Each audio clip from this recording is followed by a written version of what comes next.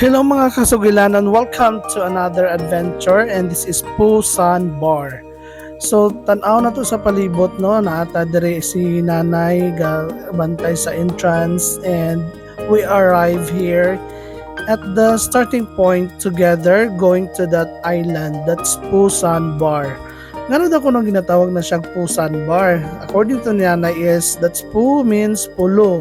So meaning to say may sandbar nga na form dito. I was thinking unsa maginang sandbar abi ako na simento siya bitaw nga kanang butang dito, but it's still a sand gravel ano lahi naman sila, basta sand lang gyapon siya nga na-create after I think sa devastation of Bagyo Typhoon Pablo. And mo ni among sakyan karon nga going to that island. So doon lang man siya pero ang location namo is dito luyo aning island, no? So fronting mo siya diri sumulibot pa mi paingon dito sa likod for our destination. Okay? So naa diri I think ready na ang operator. Kana siya kita mo ng katong tower sa Globe. I think dito na kuno ang likod sa Busan Bar. And of course, klaro kay oy nag-impake na si Enrico kay where's going to arrive ride with that boat pump boat na going dito. So before mi nilarga nangutana gid mi ni nanay unsa man ginang sandbar mo yung again the explanation na sa pulo sandbar. Pu means pulo. Mauna mi abot po is katong karakter nito nga si Po. Oy, but before that, kita ninyo mga sa kauban, hindi o kuan, necklace. Wow, that's a very white pearl kuan necklace. Gisukod niya sa kong liog, di maigo. So karon na nami diri sa bangka pump boat because we cannot reach the destination nga dili siya mosakay og pump boat. Og nabilin ang uban dito kay ano, it's overloaded. So I think they will ride we're riding in another boat kaya nagpulo ang siguro ang sakay ani. Og ako mga kauban tungod ginitan nga on sila og ice drop. So lingaw kay sila wala ba gid hagdan mga on baos ba medyo no grabe kaon niya no. Kami din si Kuan si ma'am ready na kay si ma'am nagdala pa gyud siyang speaker. Wow, very nice kay speaker. Og sa dihang si Jorey nagtindog-tindog lang so klaro gid kayo nga expert na meaning mahadlok. It's because swimmer man lagi so that is why nga okay na sa iya bahag sa bagbong. Naglarga na mo ang kuan pump boat. So no grabe ka kuan adventurous ang lakaw kay nagsakay mo kag bus, sakay mo kag other pump boat and then dito na din sa mo ang really destination. Bye guys! So sa sunod na po itong nabilin another nga pump boat would take for them to the ride going there. Sa tatay, tatay bata naman to siya. Uy, ang speaker nag-on. Nindot kayong portable speaker ni Ma'am Tagumbol kaysa nga tanan, no? Nadadala siya handy carry ra kaysa nga tanan sa kamot. And while riding on, paingon dito, uban, si na busy na sa mga cellphone, of course, because they will capture the moments nga which they think nga nindot para sa ilaha. Sige, yahay na migo nitong cellphone then karon mag-video kay the place, the environment is very astonishing. Wow, astonishing. No, very nice and relaxing. Thank you ma'am. Gapit pagikon niya sa video.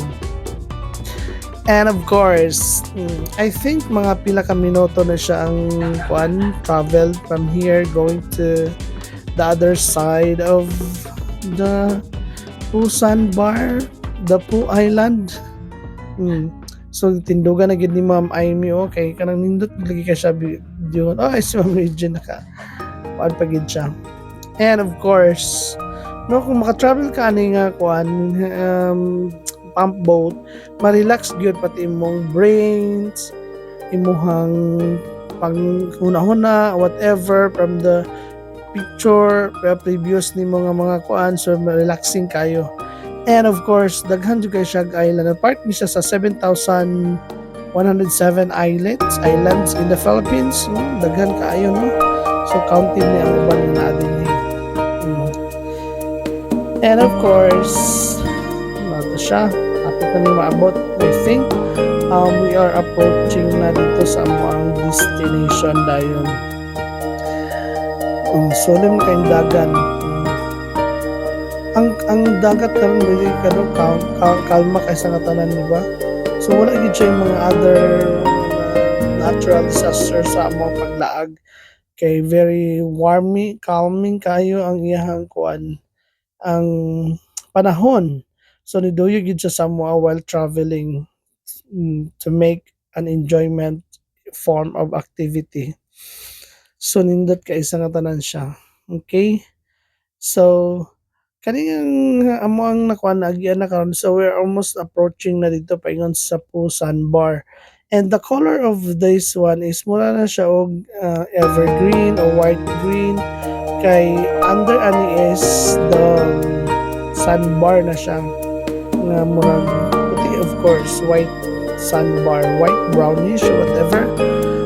Kita nimo siya ang iyang kuan kalainan, og nagtinduga nami kay gusto na mo picture to capture ang view nga nindot kay sa katanan. Kay of course kapila naman tayo kani dere siguro karon lang din how many years na po, nindot kay siya, very clean, and of course protected by the people of the community.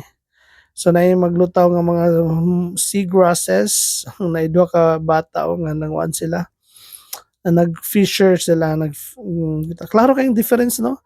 O dire murag dark na siya. Natabunan siya og mga, I don't know, that's a seagrasses.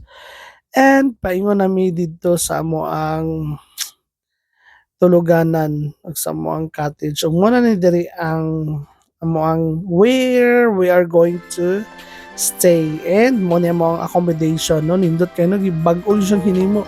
Himo lagi siya para sa mo diri nga matulog. And take note ha, in-ani lang siya ka simple pero with aircon. No, with aircon.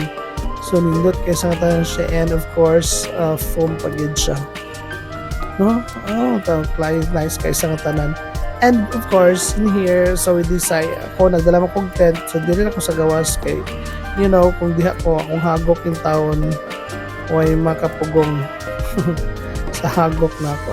So nindot kay sa tanan. Oh, this is my tent na tuluganan na nako. And this early in the morning, I think buntag na ni siya. Upon waking in the morning, nag-anhidan mi diri sa seashore to capture the fresh air breeze sa diri sa dagat. Very relaxing gud kaayo sa tanan. And tang open sesame.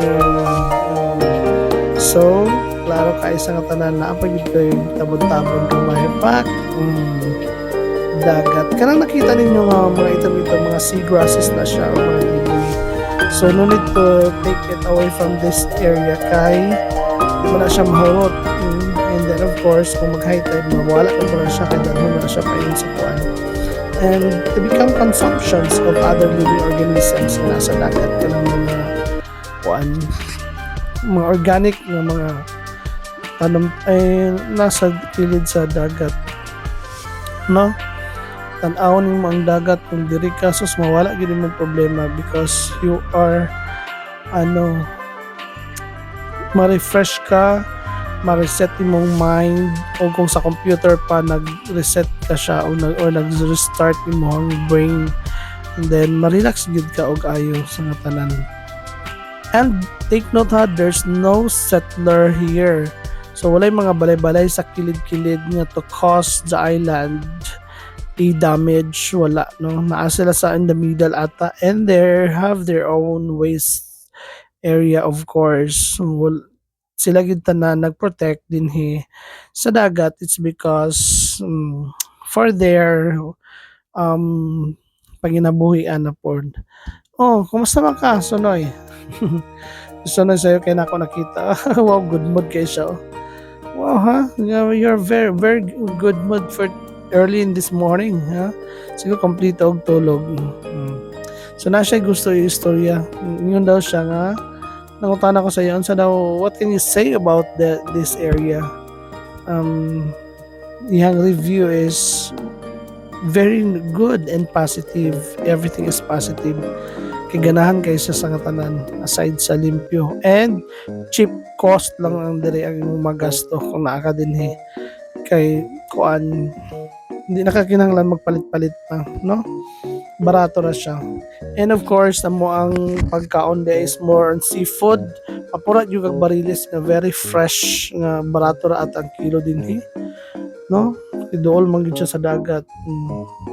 So mapura ka og kaon og kanang bariles nga kinilaw, na isda sinugba, whatever, etc. Wow! So take note, nice kayo ang sunrise. Mo kuan pa ang adlaw, subang pang adlaw. And nice kang shadow nilang mom og sir. Oh. Sila sa dagat. Yeah, no? Some other kids are playing here nga kuan napagiro no dagan ng bata kay nalingag gyud siya ayo to swim sa ocean nga very relaxing. Okay, so I think we have so much to follow na patay video. That's all for now.